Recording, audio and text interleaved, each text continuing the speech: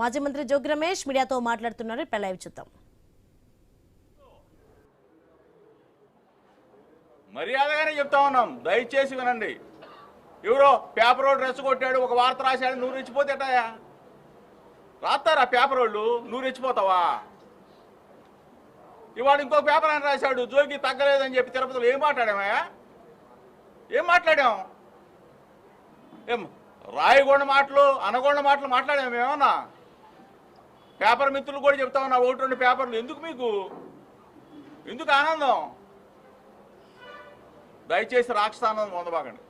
ఇంటిపై దాడి చేసిన వారి మీద కేసు నమోదు చేశారని అన్నారు. ఇంటిపై దాడి చేసిన వారి మీద అందుగా ఐదవరం నియోజకవర్గ స్థాయిలో ఒక 4 మీద ఎఫ్ఐఆర్ కూడా అయిందని చెప్పేసి అన్నారు. ఎందుకు నాలుగు తీసుకోవడానికి? ఎఫ్ఐఆర్ ఎఫ్ఐఆర్ 4 తీసుకోవడానికి ఏముందాడా? ఇప్పుడు మా వాళ్ళు ఇక్కడ ఉన్నవాడి మీద, లోపల ఉన్నవాడి మీద కేసులు పెట్టారు. మా ఇంటి మీద దాడి చేసింది పోయి మా ఇంటి దగ్గర ఇక్కడ మా లీడర్ల మీద కేసులు పెట్టారు. చంద్రబాబు నాయుడు గారు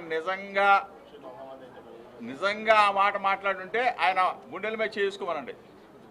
చంద్రబాబు నాయుడు గారి కన్నా నిజంగా అటువంటి ఆలోచన ఉంటే నన్ను అరెస్ట్ చేయించడం, 83 రోజులు జైల్లో పెట్టడం.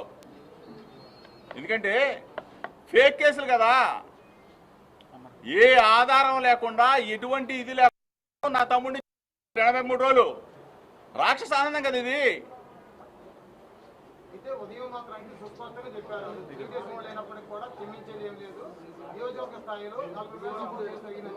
సీసీ ఫుటేజ్లు ఉన్నాయి, మీరు కూడా చూశారు. వాళ్ళందరమే పెట్టమనండి.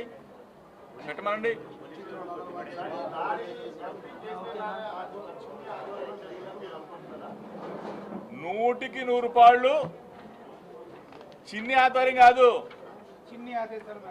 చిన్ని ఆదేశాల మేరకు లోకేష్ భౌతికంగా దాడి చేసి మట్టు పెట్టాలనుకుంటే ఏంటిది? అంటే పెట్రోల్ బాంబులు ఏదైనా జరిగింది ఇంకా? అదేమి నేను కూడా ఉన్నాను అనుకో, నా భార్య బిడ్డలు, మా నాన్న, మేమేమైపోతాం? మీడియా మిత్రులు ఆలోచించాలా?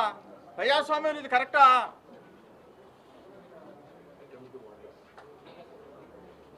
మమ్మల్ని ఈ విధంగా టార్గెట్ చేయటం ఇది అనామక చర్య, అనామకులు చేసే చర్య. బుర్రండోళ్ళు ఎవరో చేయరిది. ప్రజాస్వామ్యంలో బలహీన వర్గాల మీద దాడులు ఇవన్నీ.